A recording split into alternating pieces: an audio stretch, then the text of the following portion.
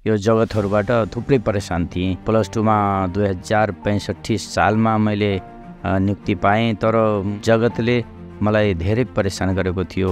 फुल payment कहिले पनि नदिने, तलब कम गरेर दिने गरेको थियो। तर सन्त रामपालजी महाराजबाट मन्त्र दीक्षा लिएपछि जब मेरो भक्ति बढ्यो, त्यसपछि सन्त रामपालजी महाराजका शिष्यहरूले भन्नुभयो कि पाठ लगाउनुहोस् न, तपाईँको त सब काम भइहाल्छ भनेर भन्नुभयो र मैले त्यही अनुसार गरेँ। सन्त रामपालजी महाराजको शरणमा मैले पाठ लगाएँ, प्रार्थना गरेँ अनि त्यसपछि मेरो काम कसरी सम्पन्न भयो मैले आश्चर्यमा परेँ।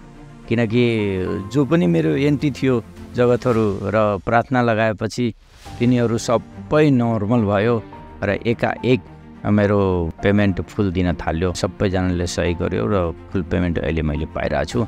धेरै ठुलो उपलब्धि छ। मेरो श्रीमतीलाई विद्यालय स्कुल जान धेरै अप्ठ्यारो हुन्थ्यो। कहिले पैदल जाने, कहिले साइकलले जाने, धेरै अप्ठ्यारो हुन्थ्यो। उसको इच्छा थियो गाडी किन्नु। परमात्माको दयाले, सन्त रामपालजी महाराजको दयाले हामीले त्यो पनि प्राप्त गर्यो। एउटा स्कुटी किनिदियौँ र दाजुभाइबाट छुट्टिएपछि जम्मा 10 कट्ठा मात्रै मसँग खेत थियो।